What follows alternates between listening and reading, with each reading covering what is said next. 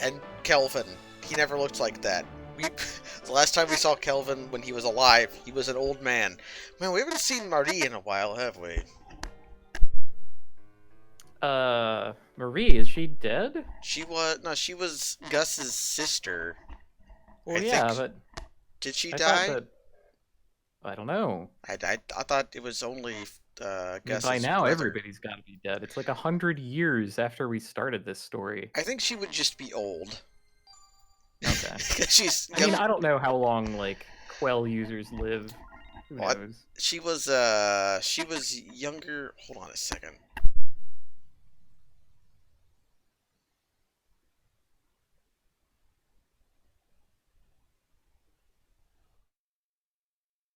Alright. She was younger than Kelvin, and the last time we saw Kelvin, he was an old man. And then he died from being old. Even All Gus right. got to. Well, I'm Rebecca. curious to learn more about Ginny. the... Well, I'm actually not curious to learn more about Ginny. I think she's boring, apart from her outfit, I guess. You don't like Uh, a cupboard child? I think we had established she was a cupboard child. Hello, Jens. yeah, I'm curious to learn more about fake Gustav. That's what I'm here for. And yeah, Ginny's the granddaughter of Will Knight. Yeah, we've got Will Knights, then you had Rich Knights, and now you have Ginny Knights, who looks like Monica from Dark Cloud 2. Which immediately makes me like her, because Monica was the better character from Dark Cloud 2. Because you had Max, who was like the main character, but he was like a boring dipshit. And then you had Monica, who was just like a happy-go-lucky magical princess. It was just like, I'm gonna go annoy Armin Sherman about fake wine. And make fun of his beard to his face. That was cool. We have Gustav. Oh, I forgot that this game, like, there's multiple characters named Will. There's Gustav and Gustav. Will Knight's having another character named Will was important. It was important. Because yeah, they made a big stick of it. The false Will essentially gave his existence to make the other Will famous with a curse. Yes, with my dying breath, I curse Zoidberg and all that. Yeah. Well, here we are. But, like, getting back to what I was saying about fake Gustav, not Gustav, who is real Gustav, but fake Gustav. I want to know more about this man. He seems to be part of a team. Their intentions are sinister. They can change their appearance. Will Knights knows of their existence and fears them. Like, this is something I want to know more about. Yeah, he's a Dracula, right? Like, he's definitely a Dracula. His attitude was one of, like, pillar men. That's why I... Yeah, I can see that. I wonder if I shouldn't have Ginny just not use staves and just use swords. Although, okay, we do have, like, a super duper powerful sword. But she's also got 19 ranks in staff. Yeah, but stabs so far have kind of sucked compared to... We've gotten no... Okay, we'll try it. But, well, okay, at least... My point was going to be that my staff arts aren't as good as my sword arts. Well, maybe that's something we'll catch up on. Maybe. It's like, basically just Tornado Blade in Heaven and Hell. My staff art that's good is... I guess Painful Beat? A Rock Crush. Which is pretty powerful, but also pretty expensive. That's fine. She's mostly going to be casting Firestorm anyways. Yeah, a lot has happened, gents. We're 26 hours into this game. Yeah, the weird part is, like, the mix of how much has happened and how little, frankly.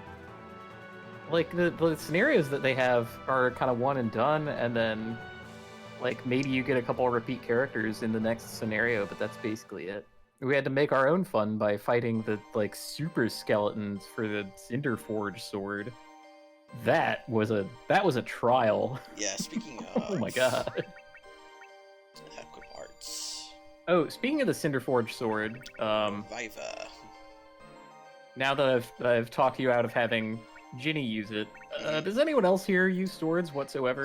Gustav could, but I am unallowed to unequip his swords, and Gustav's sword is okay. He's already got a powerful sword. Maybe we can maybe we don't have to use the Cinderforge sword absolutely always. Yeah, if I can find a sword user who sucks at magic, that is who will get the Cinderforge sword.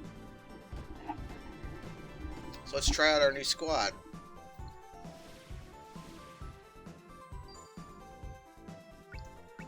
I mean, at least it's a full squad.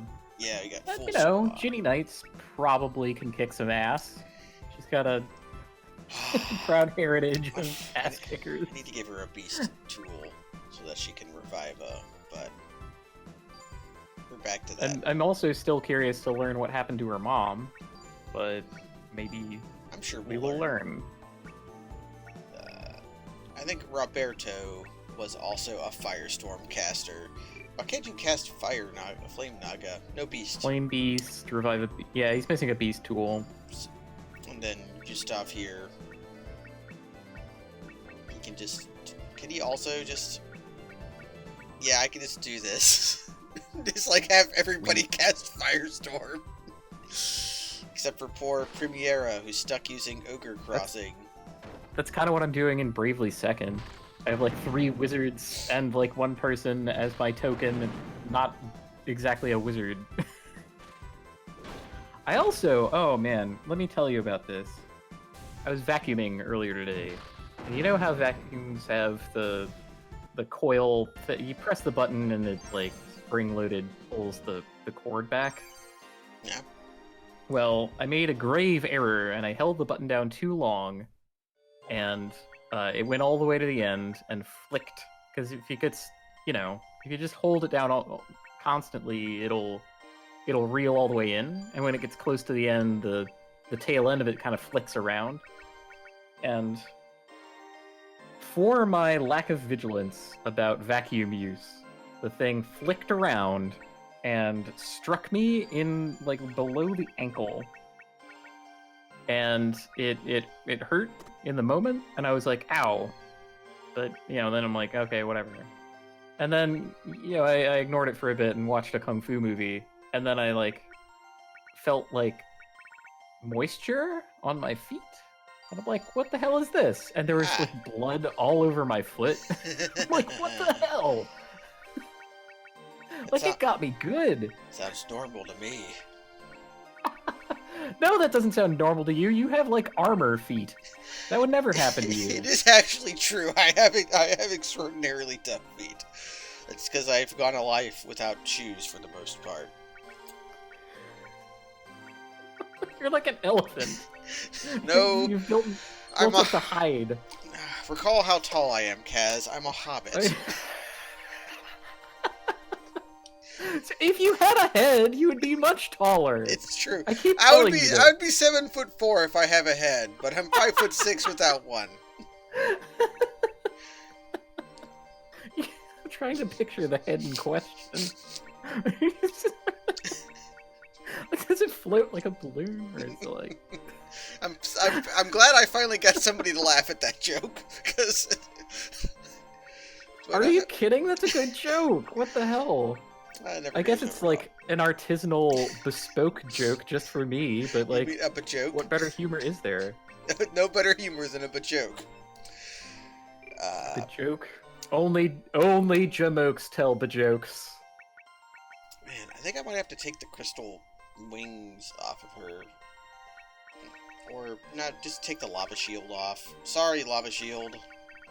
I need a beast tool. Someone else can get it. Sorry, someone else that can't actually get it. Okay. That guy over there's suspicious. Right. Well, I had no particular reason to bring up the fact that my vacuum injured me. I put it back in its room as punishment. But that's usually where it lives. Little do you know that it loves that.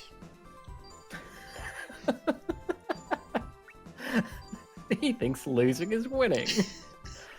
Okay, let's have Gustav show us what...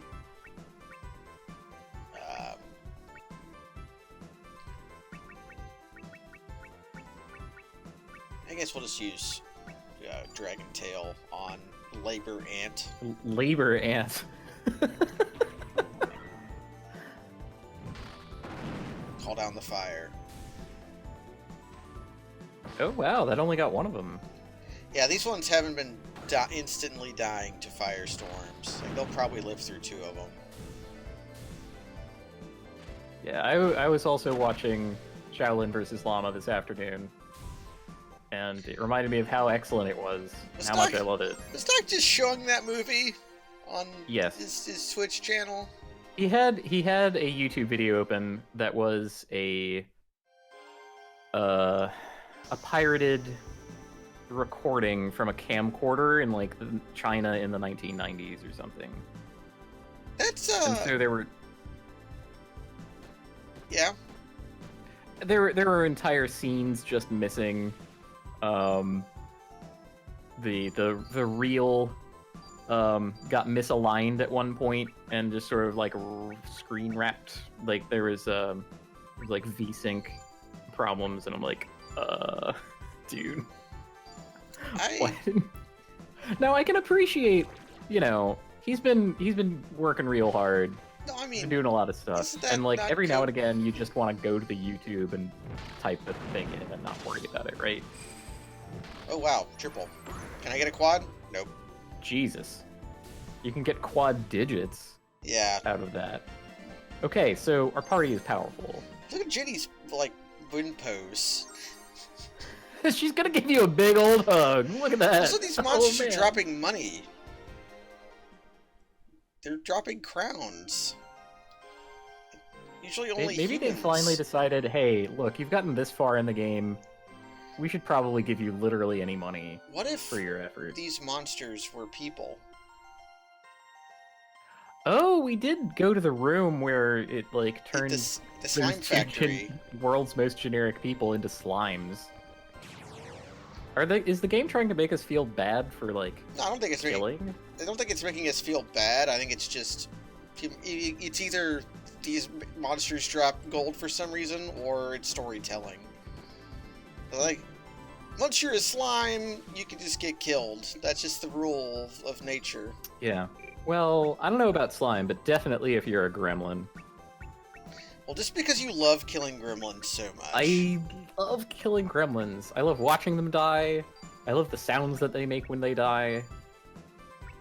Like, in all other aspects, I am a strict pacifist, but when it comes to fucking gremlins, the veil is lifted. They gotta go. I don't know, I can't even tell you why. There's just something about it. Did you see the they're movie They're Gremlins? like anti-life forms. Did you see the movie Gremlins when you were a kid? Did you like that movie I did when not. you were young? Oh. I didn't see it. I wasn't allowed to watch like things that were too scary. Like my parents didn't even want me going to see like Batman when that came out. What's up?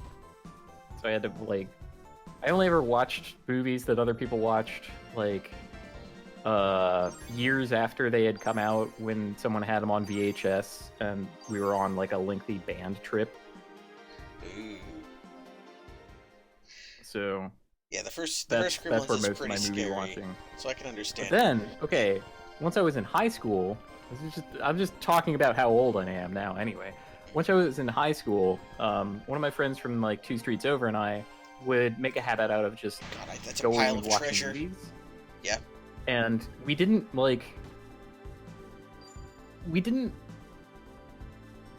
learn or research anything about the movies before we went to watch. It was just, you know, movie night. You go to the theater and you pick one. And like whatever is there is there. We watched so many garbage fucking movies, but we also watched Space Jam. Which is to say you watched a garbage movie that's entertaining. Are you kidding? Space Jam is a pillar of movie making. It is high art. It perfectly encapsulates the hero's journey in a way that is timely and relevant to an entire generation of children Michael's secret who stuff. were brought up. We were politicized to believe in the supremacy of basketball. The dream team was a thing that It was. they pushed as a message to kids. The whole like war on drugs and DARE program and everything, forget that. We didn't give a shit. We believed in the dream team though. And when the Monstars used their evil magic to sap the basketball playing energy from professional NBA players, it hurt us personally because we believed so strongly in the dream team and in basketball. She just wakes up from being dead. She's happy about it too. She was Ready to give you a big old hug. Kaz, I have a problem. It looks like she hasn't seen you in years. Oh my god, there's so much treasure up there! I want it, What? Kaz! I want there's that a piles of gold! Yeah, there's swords sticking out of each one too. I want it so bad! I have a problem. Okay. What if I told you that they're not really treasure? Well, I'd still want it. I'd put it in my What if I fish told tank. you every last one of those is a skeleton? I They've would just upped their game. Well, the skeletons drop gold in this dungeon, so I would kill them. I don't know. That remains to be seen. Okay. Man, what other complete fucking trash movies that no one ever watched ever again, but felt really important in the moment came out? There was a Keanu Reeves vehicle where he was the quarterback. Like, he starts out as a diver, and the whole movie is about getting the band back together, but the band is a football team, and Keanu Reeves is the quarterback. I remember this movie. I can't remember what it's called. I don't remember what it's But called that's- either. That's basically the whole movie. Did I just tell you also stuff they to got, use? I think that's the same movie where they got, like, Heather Locklear or something to be their kicker on the team, and it was, like, this big deal because they're replacements. Thank you, Shaq. Yes. And it was this big deal because it's like, oh, wow, girl, play football. And it's like, well, yeah, you're talking about a soccer player. She can kick a ball. It okay. I don't know. It was just... There's probably also, like a blind friend. If you watch any movie from the 1990s, they always have, like, a character who is blind. Look at this. Ginny did not lose life points from dying twice. And also, speaking of, Gustav and Roberto, 23 and 21. These are some extremely vital boys. What did we decide that life points were? They're Is just that, like potions. Well, yeah, but I mean, narratively, like, Oh, it's like what does it mean to like have more life points? Your ability, your vitality, your ability to be alive. Like your constitution. Yeah. Because there was the ninja boy who had an ailing constitution. He had a mere 9 life points. Because of his poison. Yeah. The, like, specific to him heart poison that specific to him specific while to, he was... specific to him, guild poison. Oh, yeah. Oh, man. What if that was, like, a thing? Okay. You got your fantasy setting. It could be, like, ancient or future or whatever. But it has a cohort of assassins. This thing is getting annihilated. Wah! Jesus! Quacha! Rock Crush all-out attack! Today is your final day, mortal man! What did this plant do to your squad? He killed Jenny with a headbutt. Aha, is this our chance? Yeah, that should have been a gigantic cartoon puff of smoke. Where... Oh, Ooh, man. This ant is different. Boy, oh boy. What was I talking about? I was talking about the replacements, sort of. But also how, like, every movie in the 1990s had a blind character in it. Which was kind of cool, actually. The best one that I can remember was Becker the Ted Danson television series. My grandma watched it all the time, even though she hated TV. And Becker, one of Becker's only friends, was a blind man. Because the whole point of the show was that he was unlovable and hateful. I don't know what to feel about Becker, because it had a strong comedic backbone, but was still one of those shows where it had a laugh track. And Jesus, Ginny, just get him. These guys are tough, and my party doesn't have a lot of HP. So I'm doing fights to try to get HPs. Some pretty brutalizing fights. I should focus on the lesser ant. So you can use Firestorm, please. And you can... Ant Commander!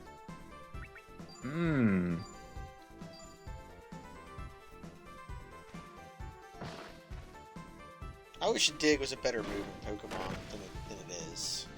I loved it when I was very young. It's already pretty good.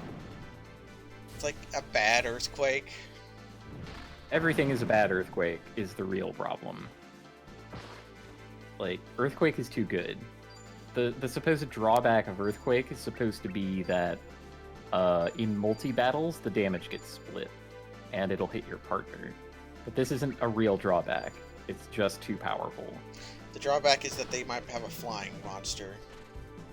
That's it. I mean, if we're just talking about ground moves, though, like, comparing it to Dig, Magnitude, Did I use something other than Life Water? Earth Force? No, I thought that said Life Water. Nah, when I made Ginny use something else. Recovery Breath. I accidentally used Recovery Breath instead. That's why I just cast Asuna on a corpse. Do ants count as shellfish? I shouldn't do that. I should have some healing. Oh man, he also didn't lose life points for taking a dirt nap. So weird. Maybe that's just not a thing. It's been happening the whole game. Except it's not been happening here. Do you have Life Water? You don't. Does the game just subtly change all of its mechanics over time? Maybe. Wait. Oh my god. What if that is the progress of martial arts through the eras? What if it's on purpose?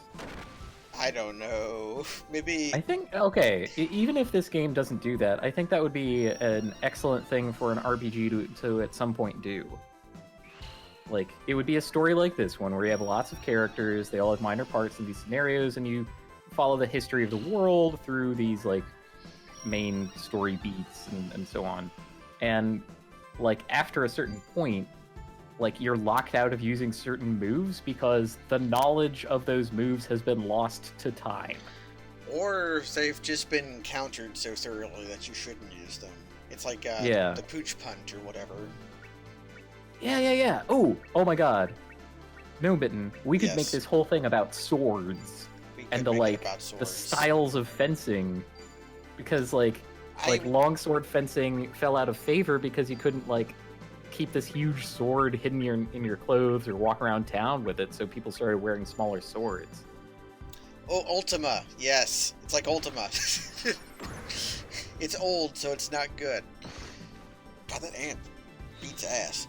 But yeah, the evolution of swords, dueling. I wish I knew more about that than I do. There are... Well, good gravy. You're the person that I would ask first. I know about... You're like the foremost expert in my mind. I know a fair amount about swords. I don't know an entirely large amount about dueling.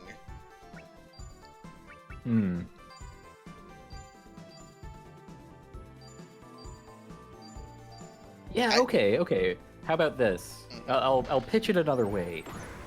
Evo, the search for Eden, but swords. Instead of, like, animals. Search for the perfect sword. Man. Gaining HP. As long as we also get to learn about all the evolution. Howling heaven! Of, like... Oh shit! Every time every single time I think that they could not make lightning strike again. That they couldn't possibly come up with yet another fucking excellent move name. You see, Howling Heaven. What the hell is it? Uh... The Beast Tone spell, attack all. Well, that looks worse than Firestorm. Well, how much does it cost to cast? Okay, Firestorm is 8, and this is 66, attack all. Howling Heaven costs 5 for half the spell. But okay, if I had gotten this a long time ago, it would have been extremely good. Man, sad that Howling Heaven isn't that great. I want the gold. How do I get the gold? You'll get the gold at some point. There's some way to get it. I've missed chests before. I want the gold. I want it. Oh, I sent the ants out here, and I'm sending them to eat this root. They're making, like, munchy noises. Alright. So maybe we have to keep doing that. Like, we send enough ants, and I just gotta find other ants to send. I think since when I beat all the monsters in this area, they instead of disappearing, they would run north. But I think if I kill this guy now, since I've already done that to this area, he'll just die. Okay, Jenny, I need you to gain some HP for me. You've got less than 300. Maybe because we defeated the Ant Commander, that makes us the Ant Commander. That's how I would want it to be personally. Tornado Blade. I do have a request. Yeah? And that is, even though we know that the move isn't as good as Firestorm, because what the fuck could be... You just want to see it? I want to cast Howling Heaven. I think...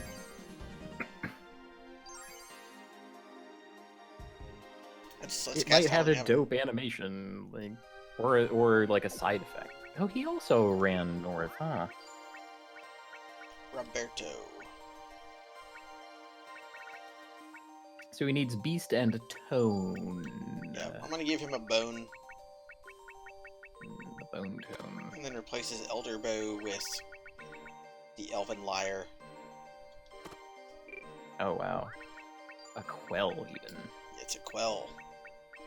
And now he can become the bearer of Howling Heaven. Alright, Roberto. Give us your best guttural roar. Let us really have it. Well, it's Ant Commander again. Don't want to tangle with him one-on-one. I mean, that might actually be easier, but... Okay. So, Ginny, you do you. And then you can just do this as well. Roberto shall cast Howling Heaven. What I'm gonna do is I'm gonna check out Flame Sword. Use the Flame Sword move? I think this won't be that cool. It's just going to be like a 30 power attack. But I'll just see what Tornado Blade looks like with the Flame Sword. Wait a second! That's the magic sword! That's the sword? That's the sword from the beginning! That Gustav couldn't pull! Where the fuck did you get that? Dude! Howling Heaven! Oh, it's got an effect. It does have an effect. It's got an effect.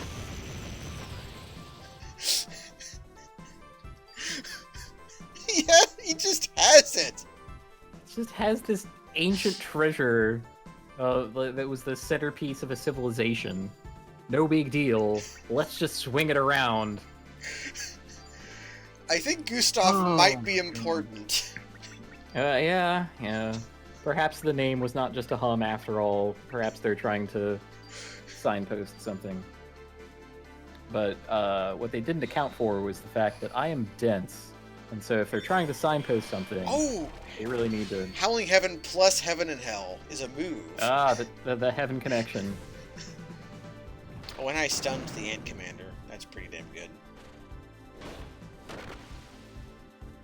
So we've got this mysterious boy, or man, really, he's 25, who's dual-wielding swords. One of which is the holy sword of the king of that one kingdom.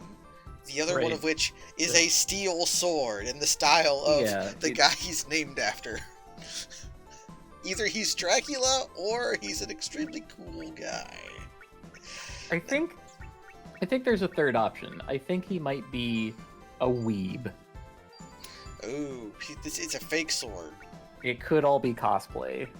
Like he's a historian or something, and he learned about the history of Gus's land, whatever the hell that was called. He got himself a replica of the flame sword so that he could, like, wake up every morning and open palm slam his book of history about the realm into his own hand and do all the moves. Alongside his hero, Gustav. Yeah. And then he, picks up the steel sword too, and yeah, I could master all the styles. I can master all of the styles.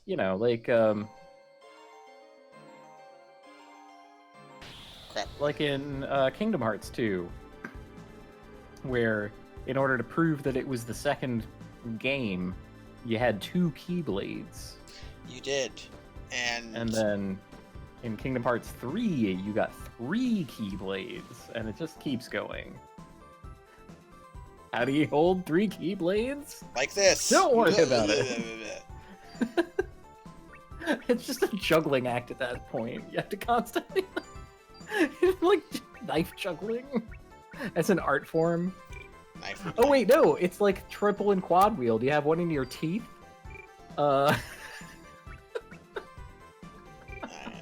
Wait. Okay, I thought that said Lord Urchin, not Land Urchin. Oh, Lord. Lord Urchin would be a what's that British author's name? Hold on. I know Great who you Expectations mean. man. Yeah, shit. Yeah. Dickens? Charles Dickens. Yeah, that would be like a Dickensian character who's like the biggest of the children who are just like prowling the streets of London, homeless and thieving. Oh yes, Lord Urchin. You're in the presence of Lord Urchin, you are. Now get you down the apples and pears.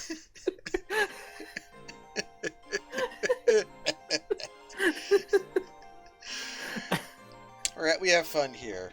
Oh look! They're eating through the root! Hey! They're making progress. It's like mandatory grinding, but somehow charming. Yeah, I like it. I like this. Come here, ant. You're going to go eat a root. Yeah, I gotta get those labor ants on your side. We're convincing them that they have nothing to lose but their chains. But I like my chains. I don't. Yeah. That's the part of that propaganda piece. Well, my chains it actually kind of own. Okay, Premiera. Kinda sucks. It's not good praxis. Not good praxis at all. I need you, Premiera, to spark new axe moves. Block. Virginia says no. We're not letting that move into the Commonwealth. Get right out. We have not given that ant a permit to dig in Virginia. That's an illegal move. I used to live in the Commonwealth of Virginia, which many people think of as a state. It's not. It's Commonwealth. It's like Massachusetts. One of 3. Yeah. Yep. Is the other one Kentucky? It ain't. I'm trying to remember the third one, but I can't. Pennsylvania. Of course. It would be, right? It would be. Oh, they also chew... kind of a messed up place. You can see here that they chew through roots. Because I'm standing on a chewed up root right now. Okay. Ginny, go get them. Oh. Okay. Alright, I guess we're seeing her 3D model. Mm-hmm. Complete with the balloon pants. Yeah, the pants are charming. She's cute. Look at her hair bounce.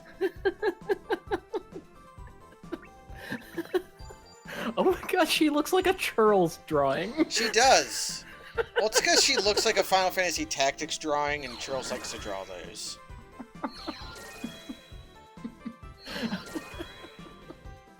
I don't remember how to... I don't know why that's so funny to me, but like... Churls, did you get commissioned from the past? Were you able to send your art back in time and put it in this video game? Okay, we're just gonna flame because my sand. Oh, do you want moves? I'm sorry. I should remember how to do Firestorm, but just fire seems pretty good. I don't have magic moves written down. Yeah, we use them Probably... so. Oh shit. Probably bad on me. Yeah. Dig into your life force.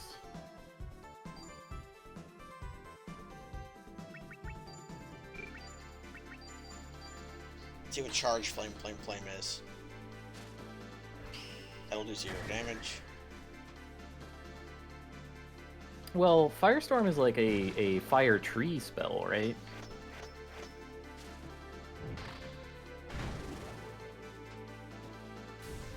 Okay, well, I can just look at it and figure out how to do it. She even does the pose in the duel. Yeah, the pose. Although with her fists clenched like that, it's less an invitation to hug and more like a display of dominance. Like she's about to like,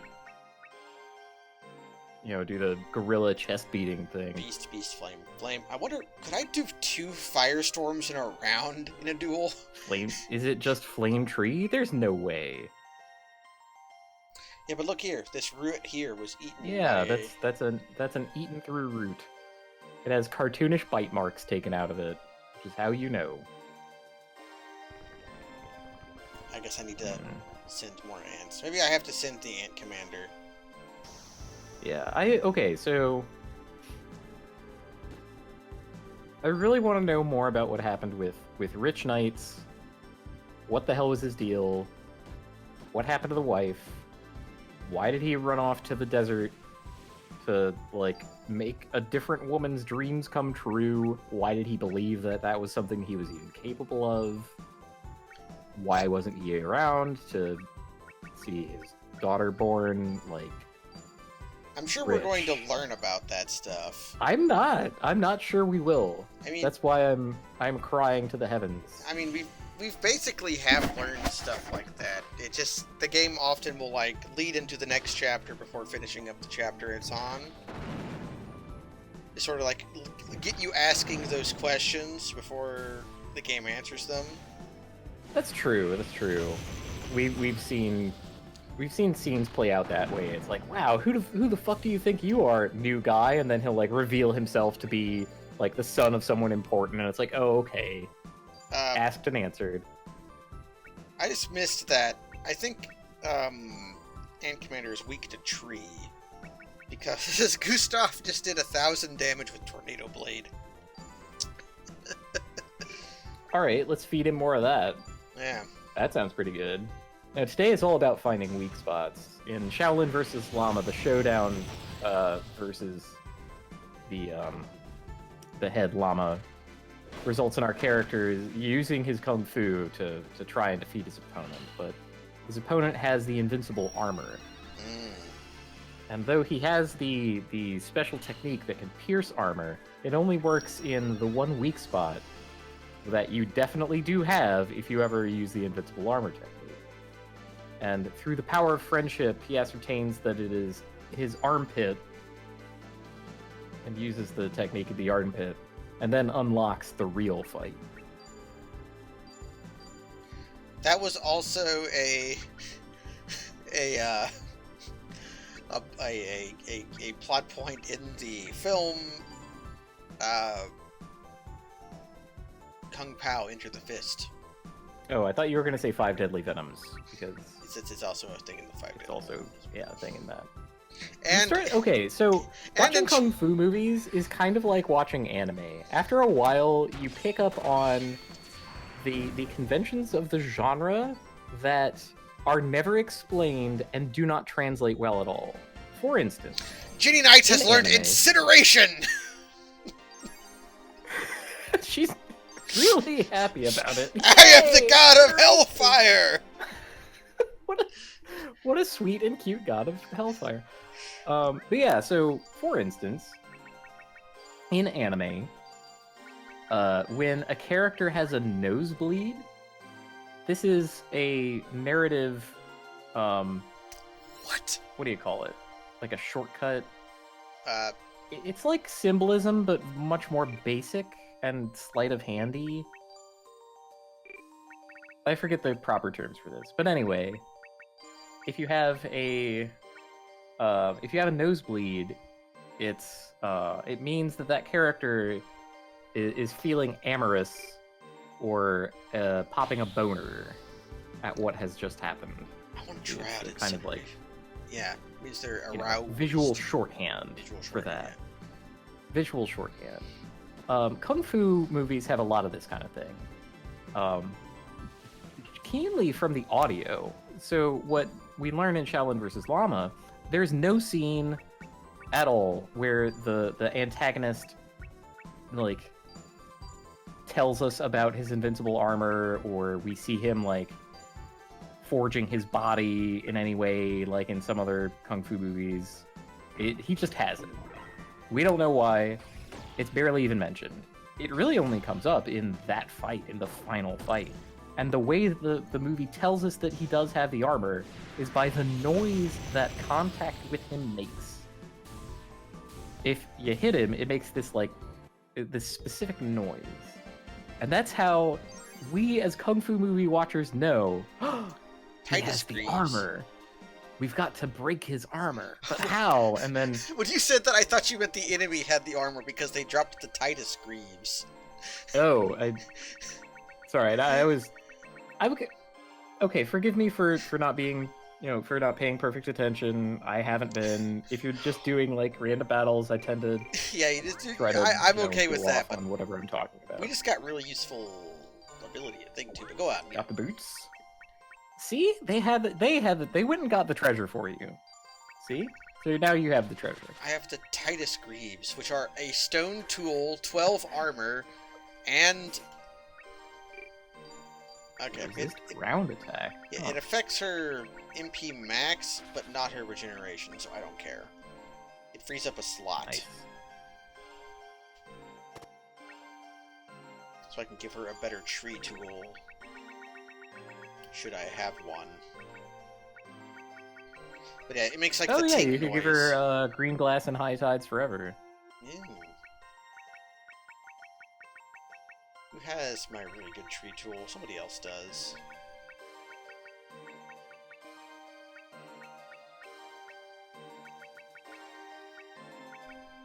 Raw tool? Question mark.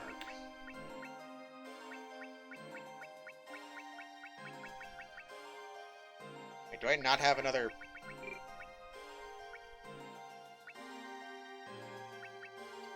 I mean, tree tools are kind of a premium because they're one of the sources of, like, bushfire and, the good one, Firestorm. Yeah, Firestorm, yeah. Like, everyone needs a tree tool. Everybody does need a tree tool. So who has bad shoes?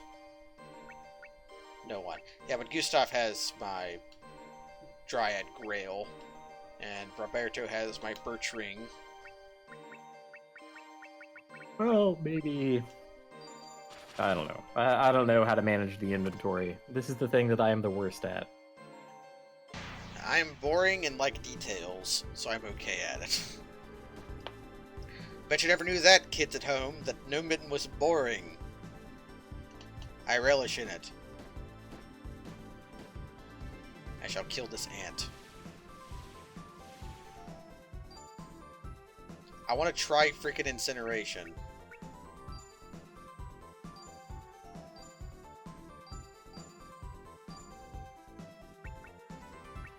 You can also Firestorm.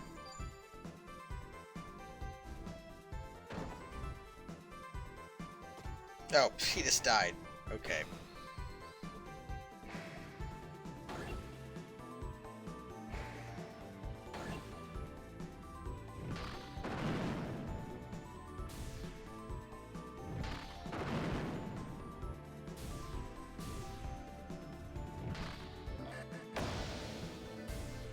Oh, he didn't even do damage. It just killed him.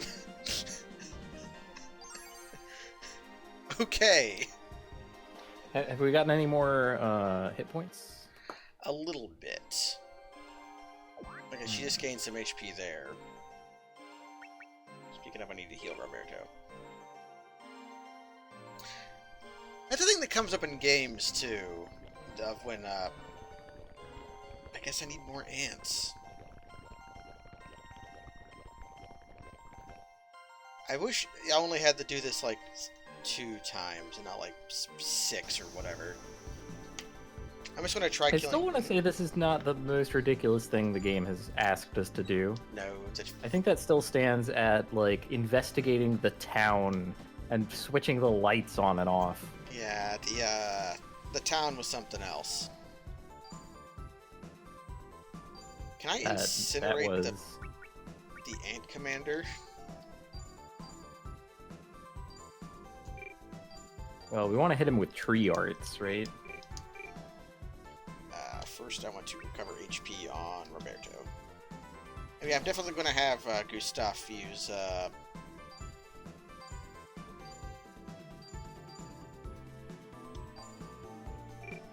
you can do that. I'm definitely going to have Gustav use the Tornado Blade.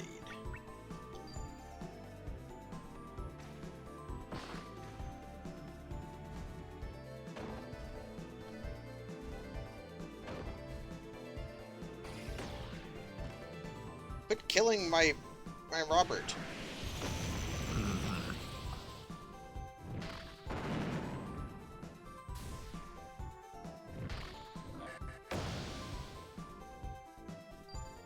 Okay, that's not worth the cost of admission. What does combo spell mean? It might mean that... Ooh, I've got it. No, Yeah. Use Incineration on Ant Commander and have Gustav use Heaven and Hell on Ant Commander. I'll try that. Yeah, I think something special will happen.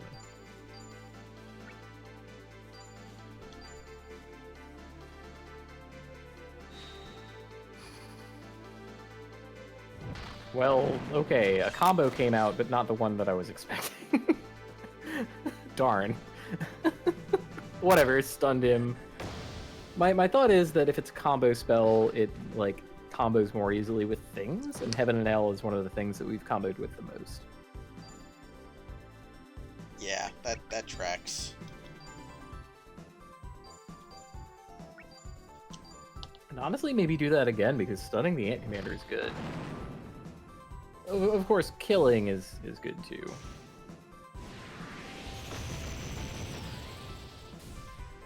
Yeah, killing.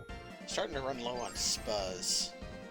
After I get this root chewed out, I might try going back to the inn. Yeah, now you can even pay him.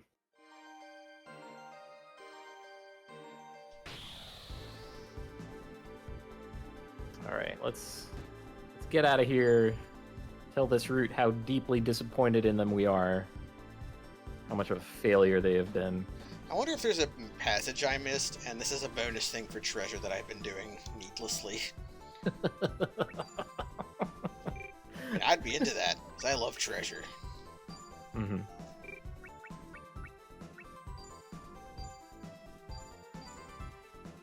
No, you will use Howling Heaven. because Tornado Blade is going to wreck shop.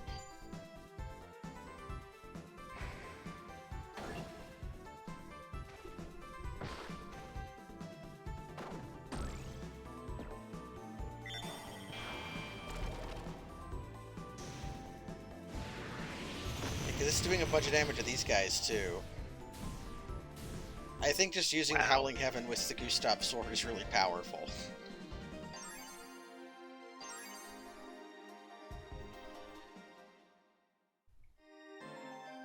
I want that treasure over there. Shit, I ran into an ant. No. Oh no. Oh, I have a dreadful notion. What if eating the root is going to make all that treasure collapse? Well, no. Think about this. When you beat the ants go north, right? Yeah. When you beat the plant also went north. Does the plant chase the ants away? Well, I'm thinking like plants have roots, so maybe the plant is becoming more roots. We might be working against ourselves by fighting the plant. That may be the case. And like, I would not put it past this game to have something like that in it. Like, after solving the fucking constellation mechanism. I'm gonna look at Robert's armor. Somebody should have the lobster armor on, and somebody should have the blackstone armor on. They keep going after Robert, even though he's got a ton of HP. Yeah, Heaven and Hell just deals 1,000 damage. I think Gustav is just powerful. Alright. Yeah, it's not an enemy weakness. I'm powerful. Or crunch. Okay, that one didn't. Oh. Land Kraken took 1,000 from that, though. We're finally seeing Firestorm start to taper off, though. Like, it's merely great instead of crushing. So do you think that there's going to be like a level beyond Firestorm? We're going to get access to even more powerful magic? I did invent a spell called Incineration that instantly kills things sometimes. So maybe... Okay, equip items. What does... Of this party, I feel like Primera is the one who has the least character. Like, Gustav has the two like weapons that have this history to them. He has a name that is like reminiscent of someone we love. Roberto, of course, being Roberto, he reminds us of Sonic 2006. Factually, he is no more characterized than Primera, but just by name alone.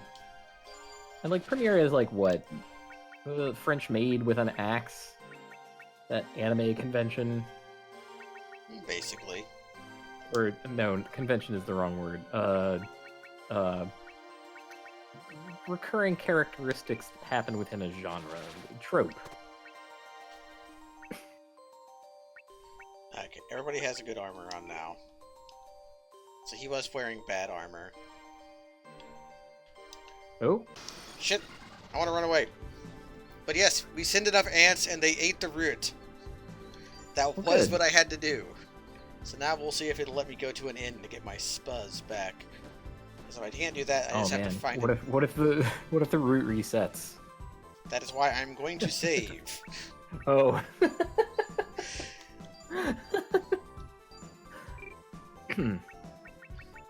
Sidewinder, yes. Heaven and Hell. Okay, comboing with the enemy. I see. No, Wizard Man tonight had a good characterization of our team here. It's like the Triforce. Gustav is the Triforce of power. He's got the power. Primera is the Triforce of courage, because she's got the axe and no shield. She's ready for a brawl. She actually has Ginny a is the shield. wisdom. Yeah. You know, she's tying the team together and all that. And Roberto is the empty piece in the middle that is nothing. Yeah, he's because he's dead. He's dead.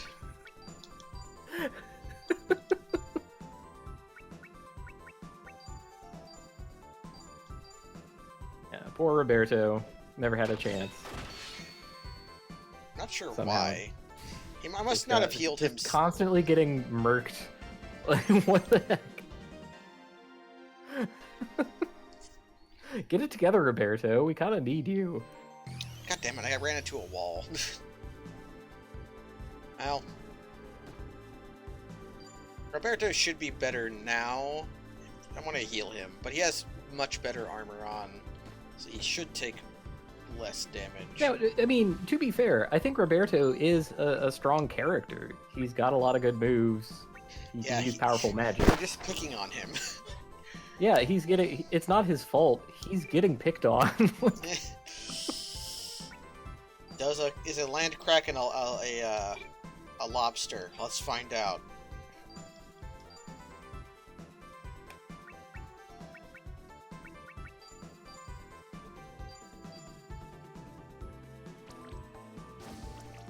I'm sure that all of my biologist friends would be spinning in their graves at hearing that if they were dead.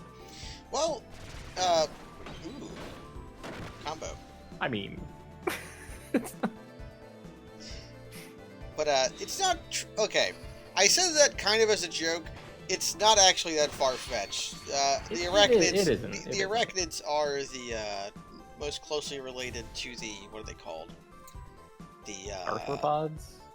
Oh, an arthropod is just a wide class of shelled creatures. Yeah. But crabs themselves are pretty closely related to arachnids. It's... What are they called, though? It's like a... It's a hyphen pod. A pod suffix word that it says 10 legs. Decapod. Arachnids are very closely related to decapods. So... Ooh, I've got one for you. Yeah. If you cut out some paper in the shape of a crab, and then paste it to a surface with some thin white glue, such that you can still see the paper through it, that would be decapod decoupage. I got you there. I always associate decoupage with those little things that you remember those 90s things where you would like make little plastic charms and then you would bake them in the oven and they would shrink and become hard? Shrinky dinks. Shrinky dinks. I always associated decoupage with shrinky dinks for no reason. Oh man. Shrinky dinks are kind of amazing. Yeah, you can make your own shrinky dinks from, what is it? Number 6 plastic, I think? But yeah, watching them like curl up and then uncurl is really trippy. It's the the other cool thing about Shrinky Dinks is that you can like write a message. Like you can use marker to just write a message in like small letters and then put it in the Shrinky Dink and it will get even smaller, but still remain like legible. It's like a homemade microfilm. Yeah, you can make your own microfilm at home with a toaster oven and some like plastic that's left behind from somebody's lunch. Yeah, I think the reason for some reason, and I don't know why this is the case, Shrinkadinks remind me of the Berenstein Bears. Like the two are connected in my mind. This is probably for the same reason that I associate it with decoupage. Is like the wires got crossed once when you were a kid, and forever they shall remain. Yeah. Maybe that's just a fact of Shrinky Dinks. I forgot to say. Everyone has some kind of mental connection from Shrinky Dink to something completely unrelated that cannot be severed. Oh my god. That cannot stand. We can't just win. We need the treasure. You just saved, right? No, I forgot to. Because we were talking about Shrinky Dinks. Oh no! I'm sorry, I didn't mean it.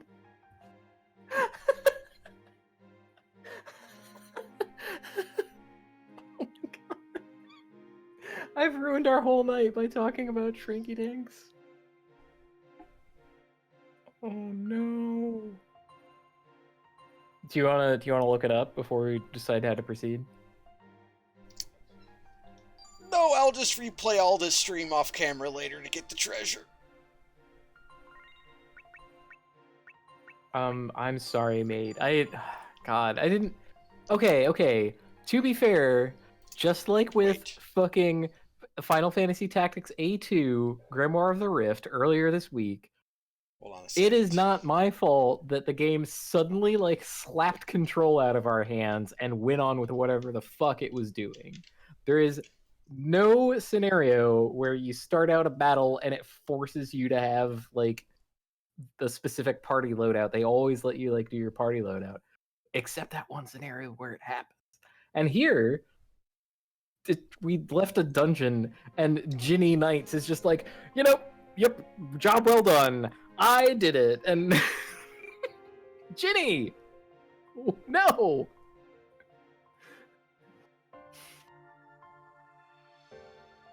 Well, that was easy. What? That's what Ginny said when she left the dungeon. Well, that was easy. Oh, well, that was easy. Yeah. Jesus. Well, we'll continue on, and I'll just replay it later. Insect Megalith, or Deadly Battle with the Egg. I can't get excited about any of this anymore, because I know I'm going to be looking at it again when I replay it to get the treasure. That's going to be like some crowns and... What was that scenario called? I don't know. I'm just going to look it up later. Don't worry about it. No, I'm looking it up now. No, because I will not tell you what it is called, and then you will be unable to. Fine. I have search parameters. Let me be surly, goddammit. Google where there was. You could find anything on the internet in 14 seconds, but then the internet broke. So that's not my fault.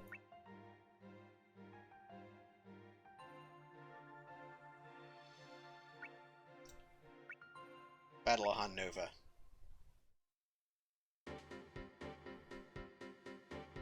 The independent city that almost had 7 blacksmith districts.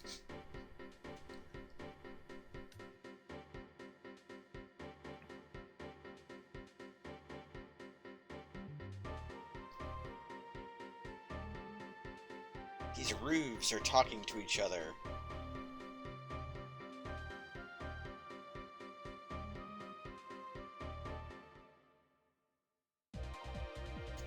Now we're back to this. Okay, I want to tell you some facts that I've looked up about that dungeon. I will not listen to them. I promise not to. It'll be okay. Okay, go ahead.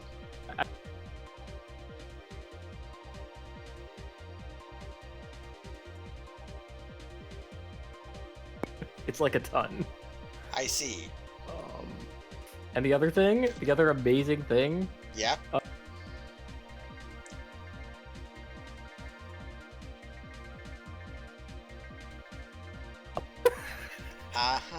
Ginny will just, like, declare.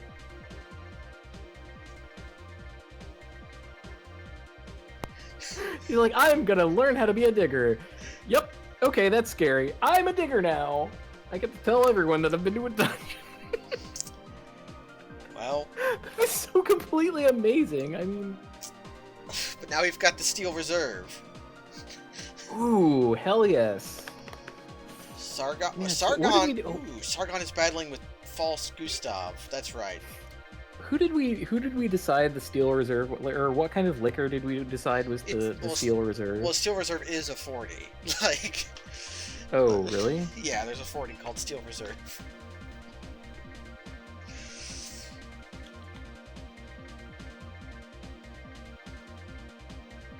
You're just correct. Why have I never heard of this?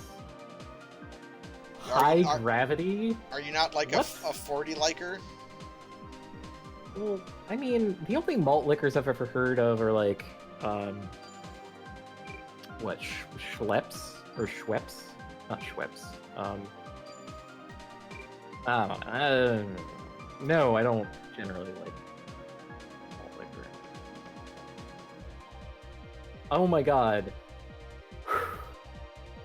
Steel Reserve is an American lager brand owned and produced by Steel Brewing Company, which is owned by Miller. The drink comes in black and silver varieties, also known as triple export malt liquor and high gravity lager, respectively. It has a high alcohol content. It was introduced in 1994. Why isn't... Oh, there we go. Intern. I know this is sudden. Steel Reserve is sold in 42 US... They give you... They float you an extra 2 ounces. Well, why wouldn't you?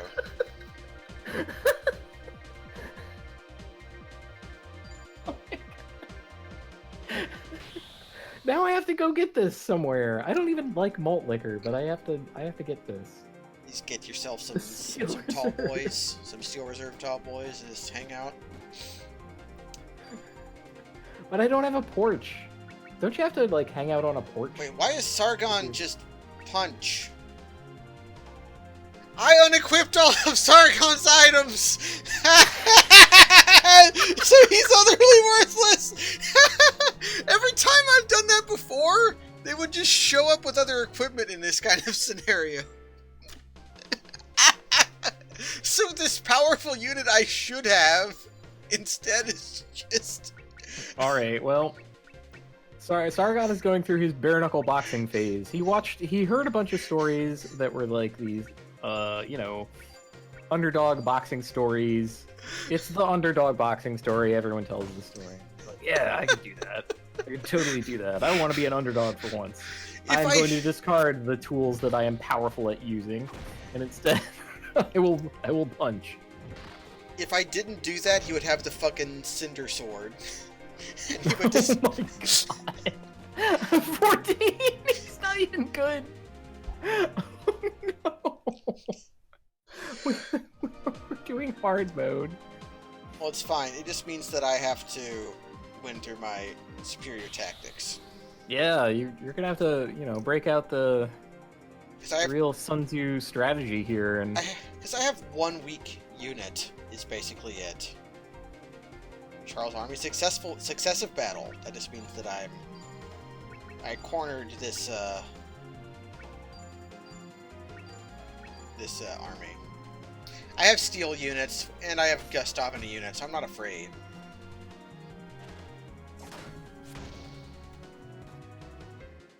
I'm using double thrust for some reason. I wanted to use steel, flame spear. Yeah.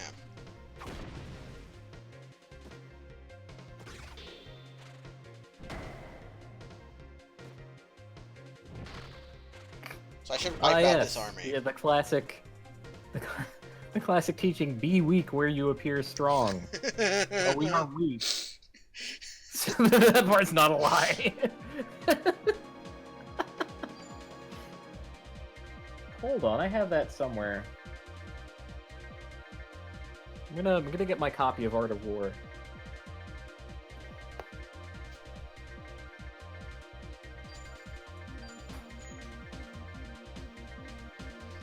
Okay, they have a choke point established, but they are doing exactly what I wanted, which is I'm staying in place and allowing them to come to me, so I can mass my troops back here and just pick them off.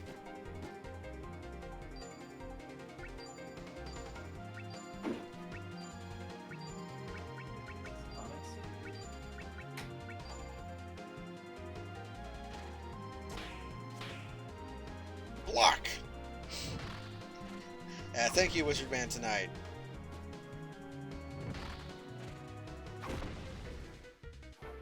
If you tweet that at me, at Gnome Bitten, I'll retweet it later when I'm done streaming. But yeah, the classic. Okay, well, I am a poor student of warfare. I have misplaced my copy of the Art of War. That guy, the enemy soldier, just used magma explosion on me.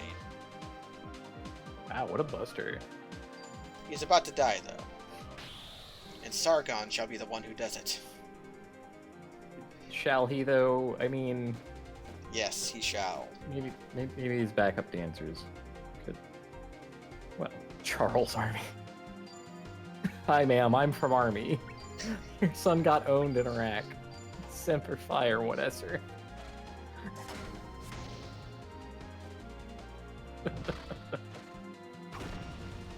Yeah, Sargon has nothing on him because I gave him the Cinder Sword in between... And in between... Okay, Sargon didn't quite finish him off.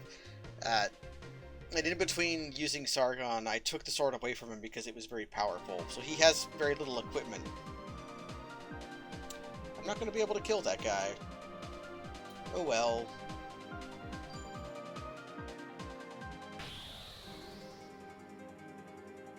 I'm trying to... okay, so the copies that I have of Art of War and I Ching are, like, pocket editions. They're both quite small. Yeah. I'm trying to think where I would have put such a thing, because you can't just put that on a bookshelf. It's this, like, ridiculously tiny thing. Where among my possessions would I have put it? Oh no. Oh, that guy's dead. It's fine, it's fine. It's actually good that he ate that, because it did more than twice his max health. Right? Like, that means he soaked up a move that would have killed 2 men. That's card advantage. I'm just kind of trading here. Okay, I came out behind there because of the combo. Well, combos do more than their sum total of damage. Oh, now we're going to send Gustav at them.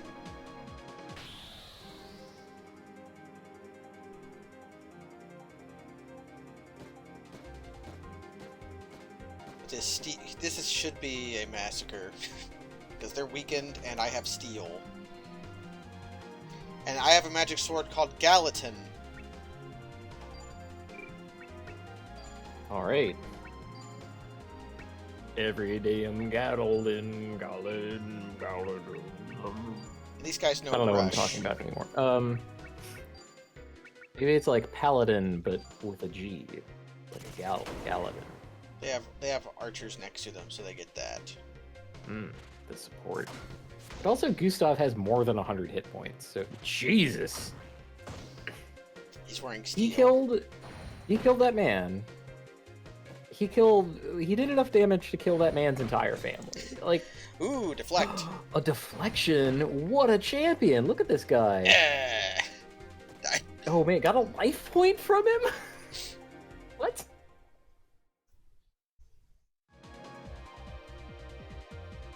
Yeah, I'll say Jade Army has been wiped out.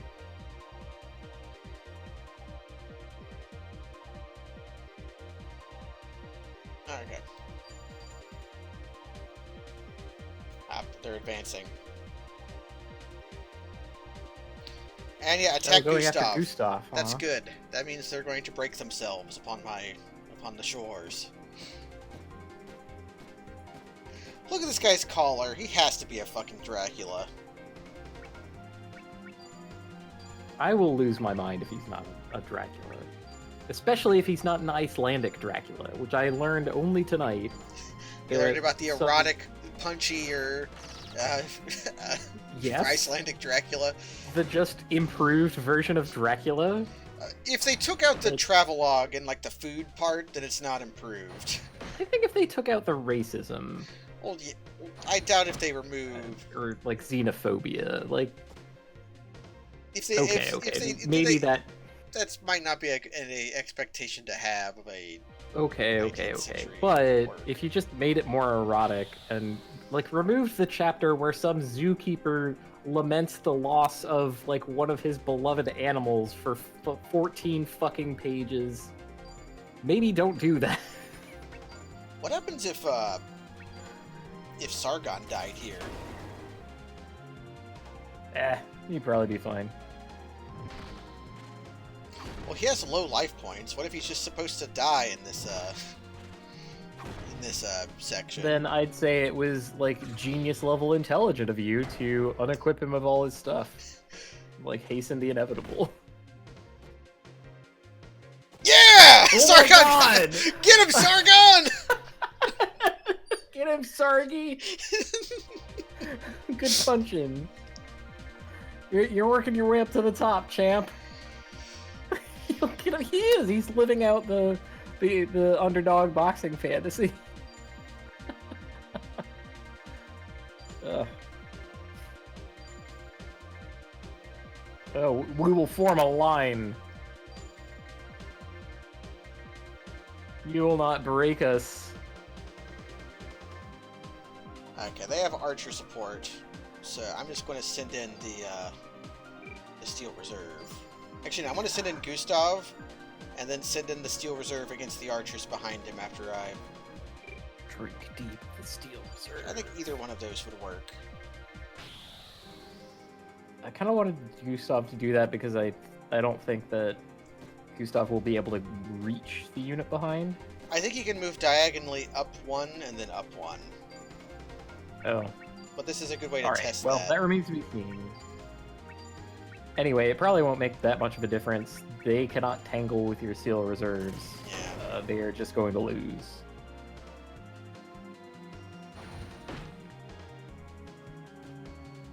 Yeah.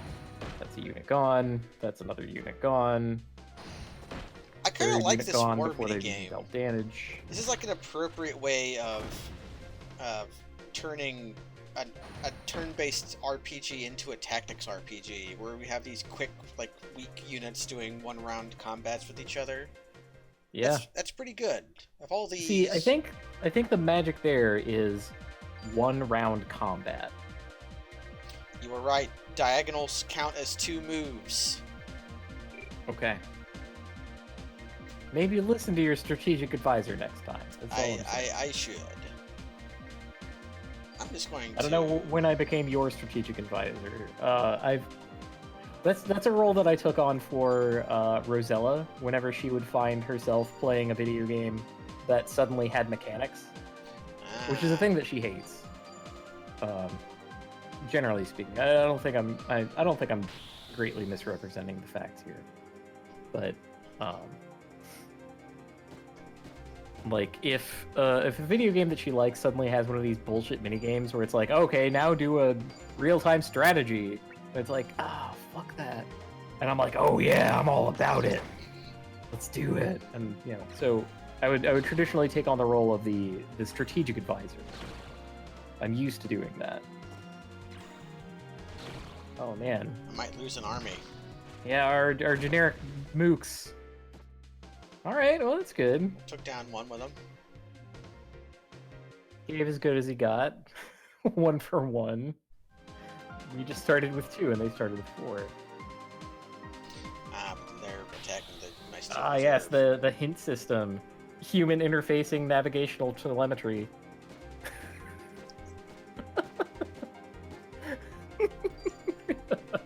I carved that out of whole cloth, which is something that you do with cloth. Sorry, whatever variable crafting word makes that phrase appropriate. That's what I did, metaphorically. Sculpted. You sculpted that. You hewn it from the rock. I might lose a Steel Boy. Steel Reserve down. That's like a greater loss than losing an entire army is losing 1 Steel Boy.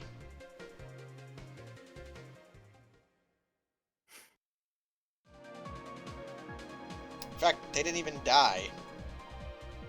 Wait, what? Oh. I understand. What if I just go for the king, because he moved right by Gustav and my Steel Reserve? Defender Charles. Yeah, okay, spun from a whole cloth. That maybe makes sense. But yeah, carved from whole cloth is absolutely something that I like and will use. One of my other favorite expressions, which as far as I know is unique to me, is you've made your bed and now you've got to eat it.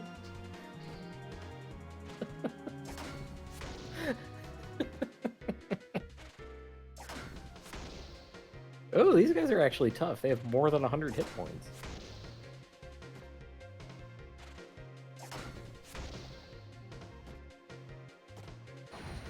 No, Steely Dan! That's fine. I killed one of them, which is all I needed to do. So I'm about to send in Gustav. Alright, Gustav. I was about to call him Gus, but no. Gus is our beloved friend, the centerpiece character that we started with and admire for his bloodthirst, his tenacity, his belief in steel, his rejection of the order of magic. Whereas this is just some kind of fucking Dracula who wears the shoes of a steel man. Fuck this guy. How dare you build upon the name of such a tremendous person? Whoa! Jesus! Okay. Alright, well, third time's the charm, I guess. That guy was like a champion. God damn. He took 2 mortal blows. Alright, I guess we... Yeah, hero detected. He's one of those units in like Command and Conquer that gets an extra chevron next to them because they've ranked up. Oh man, have I ever told you the story of the time I was playing Red Alert 2 with some of my mates? And I mean, basically, there's only one story that I have from that. So one of the units, or one of the buildings that you can get as the bad guy communist faction is a cloning facility. And there are other upgrades for your like generic shoot guy unit who's called a conscript. So you can make them cheaper, you can make them slightly more effective, and you can get, and the cloning facility gives you an extra one anytime you make one. Like another one just pops out. So I had kind of been like limited on what I could develop as technologies, and I went all into the conscripts. Now, the thing about Red Alert 2 is that the conscript is a terrible unit. Like, everything kills this thing. There are dogs that have a one-hit kill on like man-sized units. There are snipers who have a one-hit kill on man-sized units from a distance. The good guy faction could create Tanya's, who's like a special gun lady Tomb Raider person who has 2 guns and can also one-hit kill like man units from a distance, and also like destroy buildings with C4 because she can do that and she's overpowered, but whatever. And you could just make as many Tanyas as you want. Apparently, that's just a thing you can do. Whatever. You can do that. Like you could train Jill Valentine, and you could train anyone to be Jill Valentine, I guess. So the conscript is kind of the underdog in this fight, right? Because there's so many units that are just. Are they at least? They sound cheap. Unit. Are they very cheap to make? They're extremely cheap. Okay. All these counter units are more expensive. So the thing is, once my opponents detected that I was building clouds of conscripts, they built upon their knowledge of the game, and were like, okay, well, I will build the counter unit, right? So at first, they sent waves of dogs after me, because the dogs have the one-hit kill. But the dogs had to get close, and while they were getting close, they were getting shot by a cloud of conscripts. Just a nebulous mass. And so I won the battle. They tried to use the counter unit against me, but it didn't work because I had too many guys. And then they respected you too much. More. And then they sent Tanya's against me too, but they were not cost effective either. Many conscripts died, but some of them did not. You just had to fill up their designated death count limit, and then you were able to win. I did, and I overwhelmed the Tanyas with my cloud of conscripts. It seemed to be never-ending, just man after man. Okay, so Charles... And some of them became heroes in their own right. They got the little chevrons. believe we've made significant progress thanks to the Count of Jade conceding the part of the merchant region. So did Charles just send his army out to die against the Seal Reserve? That appears to be what happened. That is that, this is this. Damn, what a political thing to say.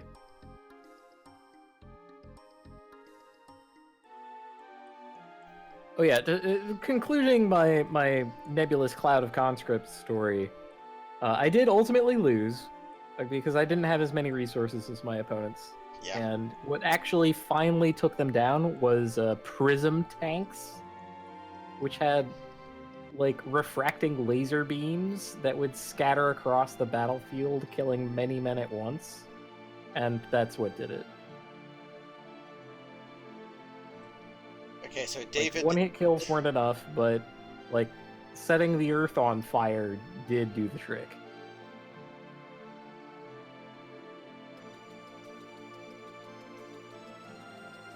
So yeah, this is David showing gumption in the face of just hearing that his father got chumped in a battle.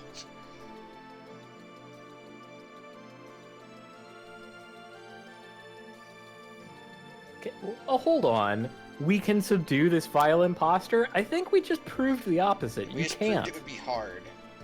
Okay. Maybe we proved it would be hard. Sure. Okay, so what was happening before is that each of the nobles were using this as an opportunity to try to squabble with each other and like pick each other's with deals, like trying to get concessions. But now David is getting them to all unite together. I see. So David sent his chump army to prove that the threat was serious. Well, David sent his dad with his chump army.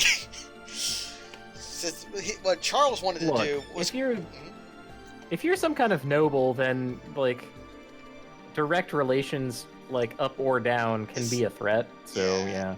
So what I think had happened is Charles was going into Han Nova because he thought his army could quickly corner and kill Gustav, and then use that as an excuse to come in and take over Han Nova because it's up for grabs right now. He was doing it as a ploy, but now David is using it as a different ploy. This game is too smart. And now he's forfeiting his claim over the territory. Now, see, he's showing this as a thing of goodwill. Oh, that's just an overture. Yeah. No one at this table should believe that. Come on.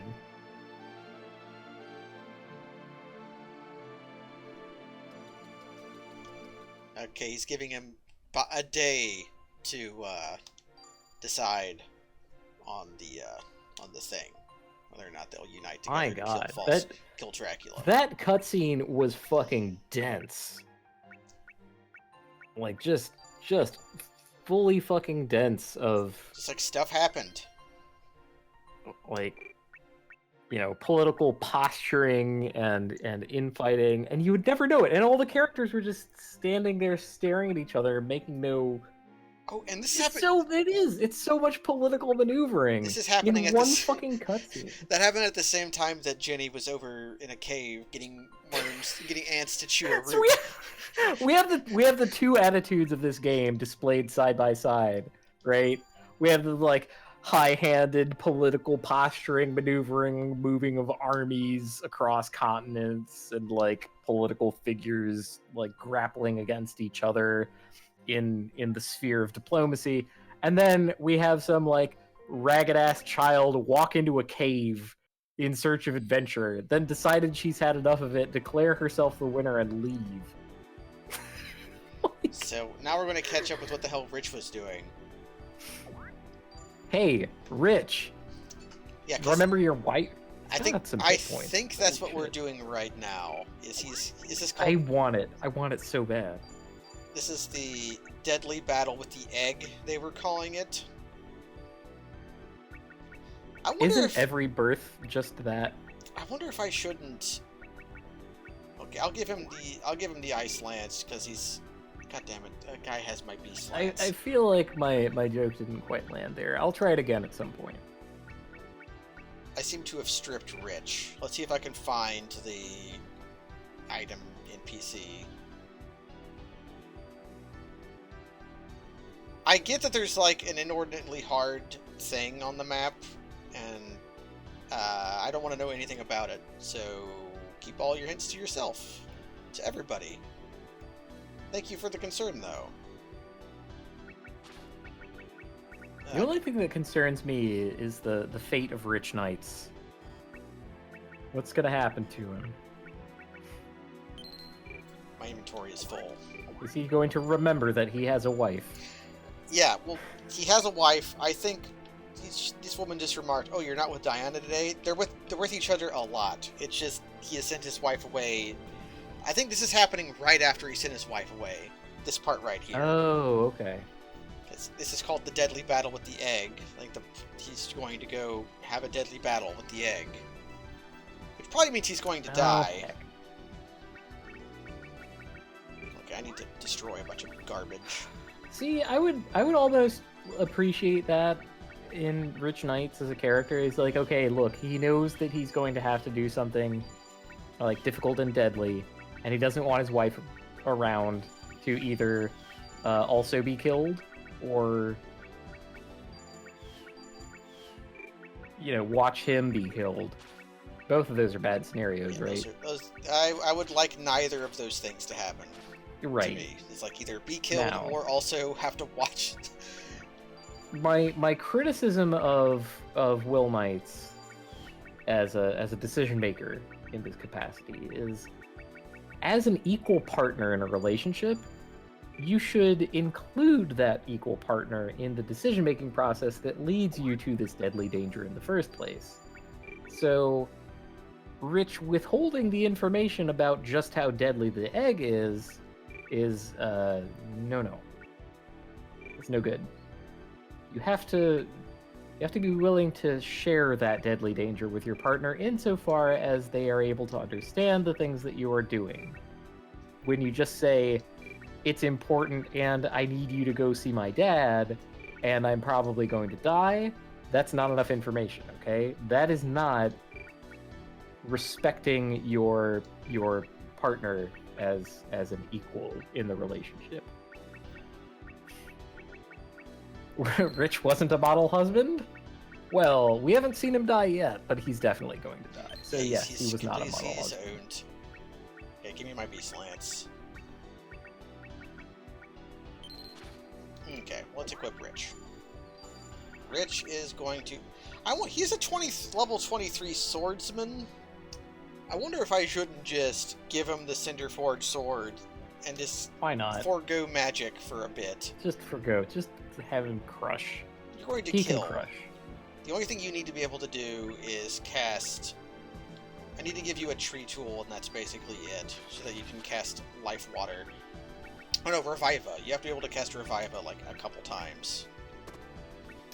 Reviva would be good. Life Water is probably fine. Cyclone? Or what is it called? Sword Cyclone? Yeah, so a tree tool, maybe. Yeah. He's got... Looks like he has everything, actually. He's got Tree, Beast, Flame, Tree, Water. Which I think is everything I need. So... Just give him the powerful sword, give him a good shield, and see what happens when he goes and kills. I guess I'll check to see if there is a party member here. Yeah, I got a Lobster armor. You got a problem with it?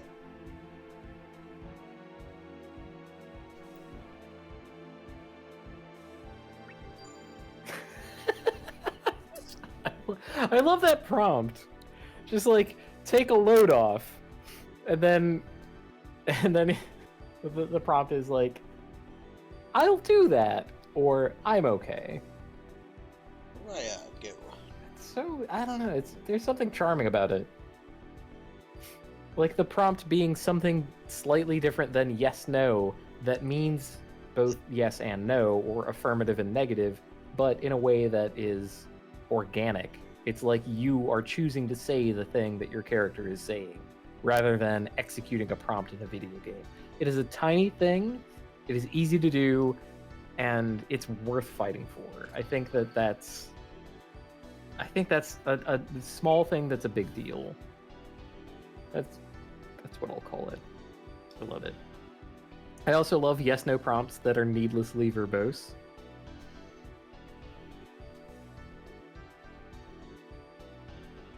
I guess I should talk to the barkeep. Hey, Rich. Misty. She's the woman we want to kill. Oh, quite the player.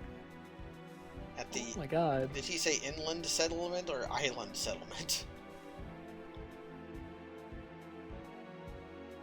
I think he said inland. Okay. Yeah. So, apparently Rich has got a sourpuss face right now that everybody's scared of.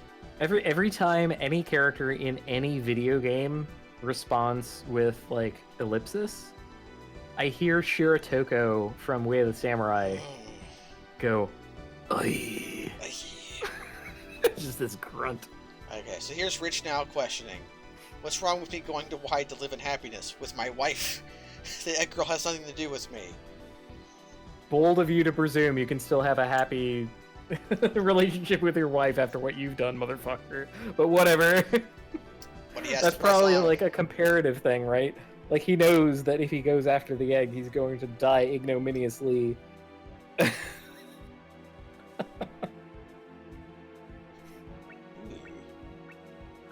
nothing here. You can just straight buy alligator armor and shoes. Huh. There's a new map, though. The Inland Settlement. Yeah, then he did call Misty the Egg Girl. The Egg Girl. Why is there a person walking on that roof? Could be fixing the roof. Can't go up there to talk to him. Oh my god.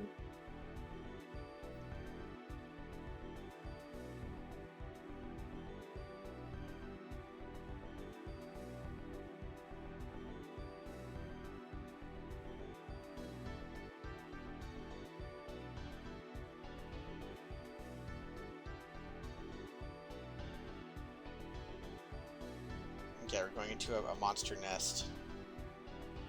Okay. I have to duck away real quick. Please make all the right decisions while I'm gone. I'll try to. We got a cool looking thing. Oh, he's got a W on his backpack. Is that for Will?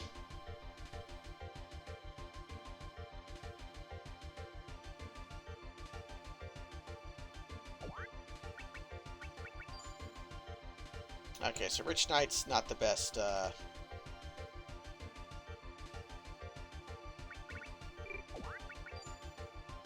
got the Cinder Forge sword on, so I should take off Beast Lightning.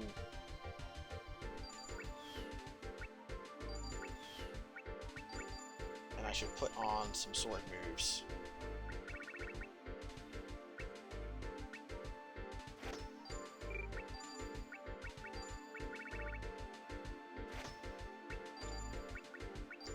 And a cheap one.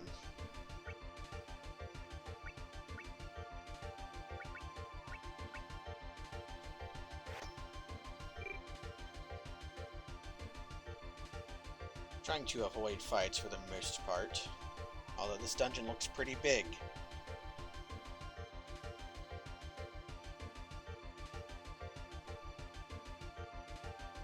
Which way is progress and which way is holy shit?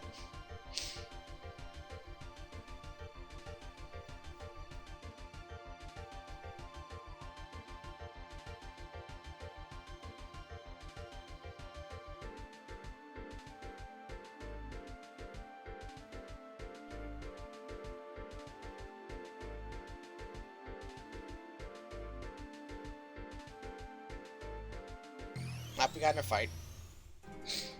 Now let's see what the Cinder Forge sword does. Oh god, we're mostly going to be dueling. Alright, I'm back. What do you need to know? We're mostly going to be dueling. So I think the idea to go all in on the Cinder Forge sword was a correct decision.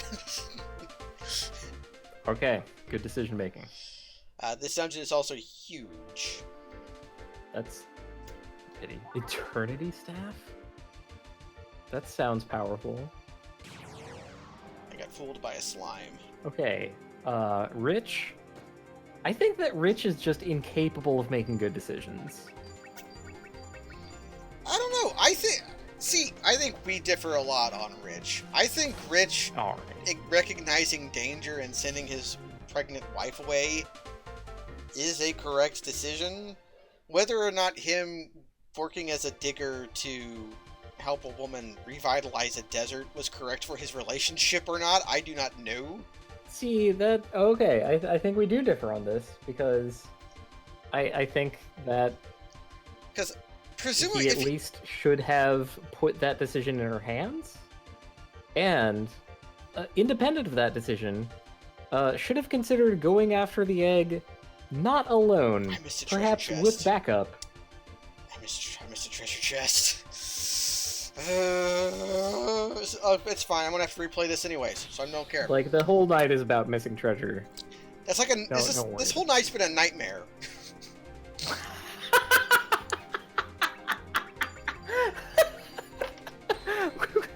Well, you're welcome, I guess. Jeez. Missing... You know, we're gonna remember that every time we have a Skype call. I mean, was it your fault? No, it was me who forgot to save. Don't go trying to make me feel bad for missing treasures that way. Kaz, these 2 hours that I spent talking to you were such a nightmare. God, what a dog shit evening. What a horrible waste of my life. Oh my god, I can't harm a woman? Well, that was the prompt? What? What the fuck is happening? I killed her, and now the egg wants to tempt Rich. I'm not taking any orders from an egg! I'm Rich Knights! And then he leaps into a pit! What?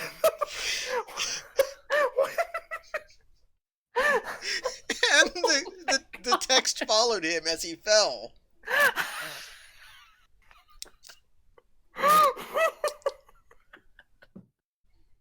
Okay. I have an apology to make to Rich Knights. He's okay. He's quite good. I have utmost respect. Which will?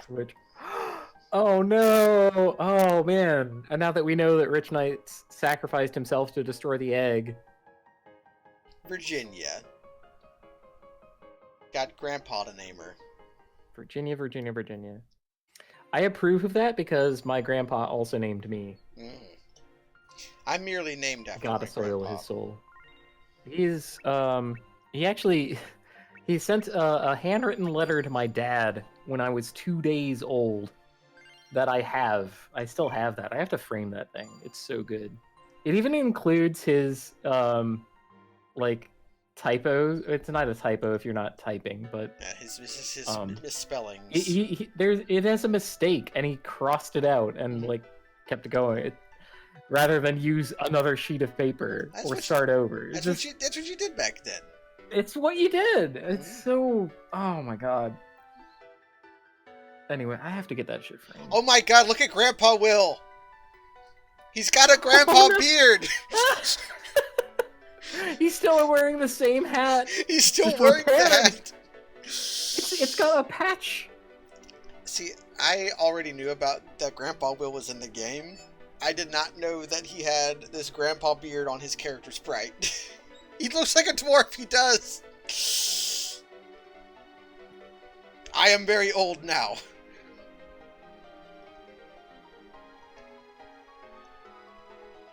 Okay, he immediately pivots from, I see. Pivots from, I'm too old, I don't want to go, to, yes, let's go right now.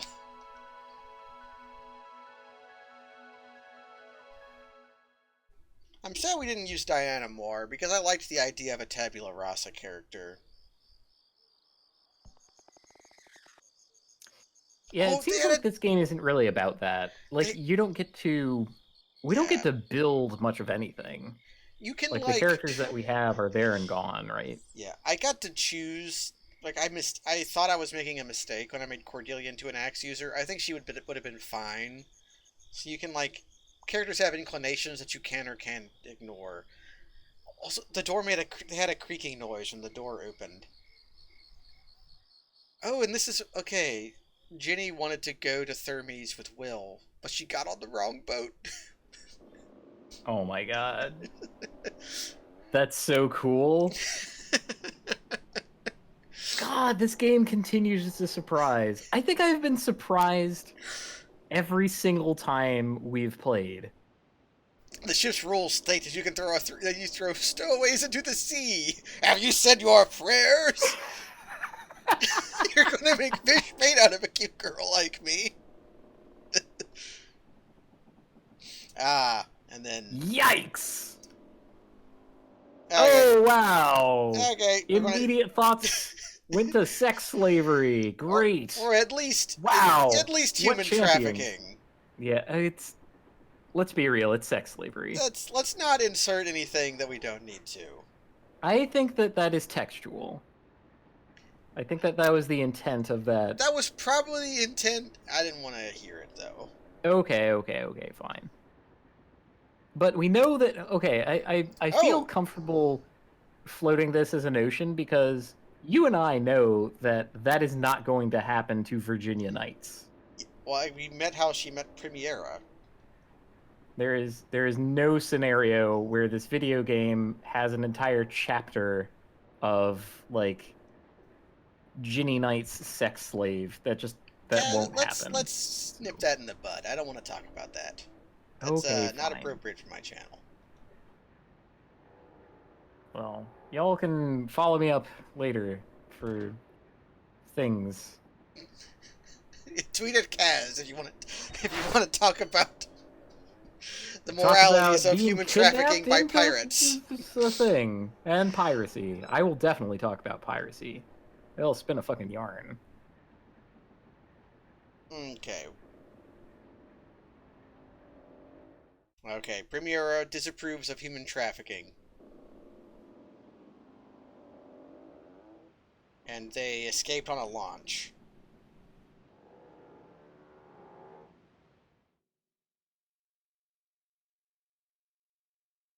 Well, then it got that pirate trafficked instead. Oh, okay, sorry. I will not spin a yarn. Apparently I will carve a yarn. That's my cross to bear. Okay, That's my Dwerkmore Oxel tire. Here's what I want to say. Yarn. This is not a launch. If they stole a boat, this is the captain's cabin. If they stole a boat... Wait, what? Okay, they said that Ginny and Premiera got away by stealing a boat. Which, if you steal a boat on a ship, it means you stole, like, a launch or... Yeah, one of the dinghies that they have on the side. Yeah. They showed them in the captain's quarters when they said they stole the ship, which means... I mean, that would be a power move, right? There were it means that there were multiple ships that they were sailing with cargo, and they stole the entire ship. Okay, how about this scenario? They stole the main ship and somehow got everyone else on the launches. I'm on land now. I have nothing to do with you. Technically, that is true. Oh my god, he believes in the law of the sea. He's the law of the sea. Oh, here's Roberto. Oh, this guy owns so much. Okay, Roberto comes over here. Who do you think you are? Keep your nose out of this. Okay, so nobody likes Roberto budging in. The great Roberto has just offered his assistance as a mediator. The great Roberto. We're getting the entire backstory of the scenario that we just finished. Like, how did Roberto and Premiera and Ginny meet up?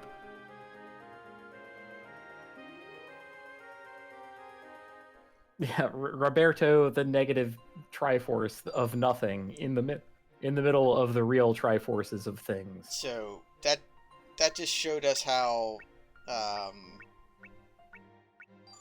Ginny got to We knew that she had stowed away, and that's how she had gotten to... I forgot what that village was called.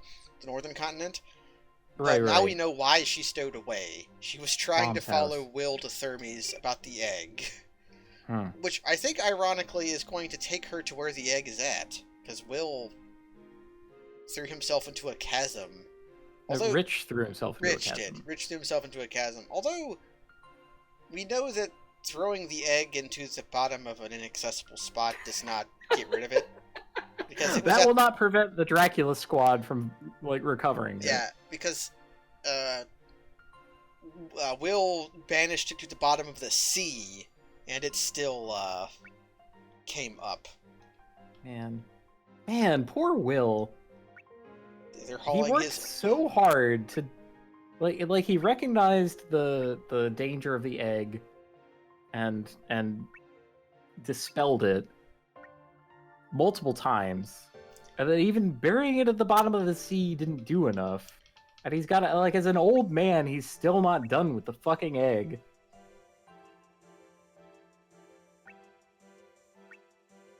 Pursuing the egg. I think I gotta do at least poke into Insect Megalith, though. Insect Megalith.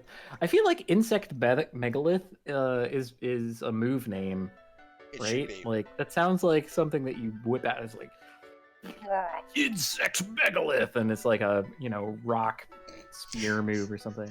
So here's Ginny acting like a 14-year-old. And here's someone who has a soul of steel, recognizing that no news is good news.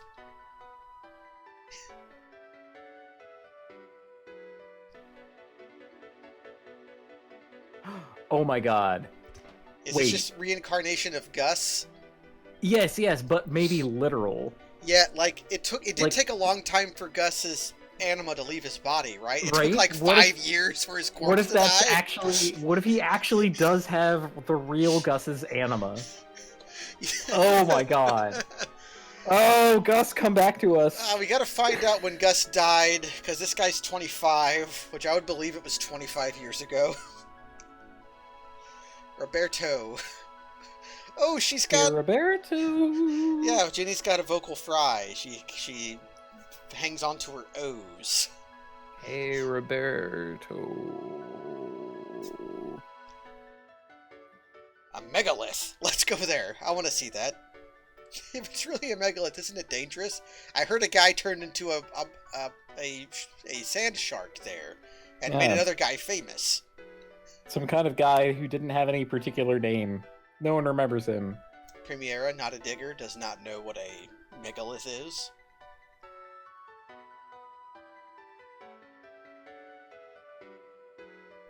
She does talk like a kid. That's great. Okay, missing six weeks of this stream. Oh boy, what's happening? Well, let's wait for this conversation to end before we recap. Okay. Because I'm kind of reading it. So, it's like a giant quell. That's all you really had to say, is that a megalith is a giant quell. But you heard it from Will. Okay, so what is... Okay, we had to question his courage, and then he came with us. Okay, so... what happened 6 weeks ago? The story of this game largely follows two families. The Knights families, and then the Gustav Royal family. God, I said at the end of the stream I would try to make like a linear layout of what happened. and now I'm gonna... honest to God, that sounds like a lot of work. I wouldn't want to do it. So the Knights family are diggers by trade. Diggers search out quells. Quells are artifacts of magical power. Yeah. And it started with Will's parents, who sought the egg and because of it died from treachery, because the people they were seeking the magical egg with killed them to take it. Specifically, one of them did. We have learned that the egg is a quell of immense particular power. omen. And that led to Will going out to seek the egg, to seek his vengeance for his parents, and his aunt ended up coming with him. Later she died, but he got his vengeance. Then Gustav, which might be related to Gustav, was supposed to be a prince who was supposed to be king, but on the day of the ceremony where he would be crowned prince, the magic sword that proofs the royal family failed to recognize him because he had no anima. Which, this guy is equipped with. This guy has the magic sword. He just has it. Yeah, and having no anima means that you are less than a rock. Less than a rock. Even rocks have the natural anima. features of the world have some anima, but somehow Gustav did not. So this prompted his father to exile him because a being with no anima could not possibly inherit the crown. And it made Gustav into a hateful little creature who only was interested in strength during his youth. Until he found out about steel. Once he found out about steel, his whole life changed, and he got a new ambition. Or his only ambition was he wanted to see what he could do. And it led to a decades-long conflict where he returned to his homeland, killed his brother, and became a new, leader. But then during his campaigns, during his war campaigns, he was cornered, and the place he was staying at was set on fire and attacked by monsters. And a dying assassin died to his last breath to try to protect him, but apparently died. And then a bunch of other stuff happened in that kingdom. That was after he established the new city of Han Nova. The city that could have had 7 blacksmith districts, but didn't. It could have been the city of steel, but it in fact was a well-balanced city, having many districts of different kinds. But still made lots of steel, because every soldier from Han Nova still has steel. Oh, also steel is anti-magical. Yeah, magic hates steel. Yeah. Which is why Gustav loved it so much. Then Will Knight's son went off and had a kid of his own, but also found the egg after... He went to this town that we're in. I forget why he did, but he ended up here. He went here to stake his fortune. He wanted to make a name for himself rather than live off of Will's reputation. So he got the funds to come here because he heard there was treasures. That was even against Will's wishes. Yeah. Will didn't want him to do this. Yeah. But Narcisse helped him after he went to an island and got magic seeds for him. Right, because Narcisse was trying to get the magic seeds to live forever. He wanted to live longer, which I don't know if that paid off.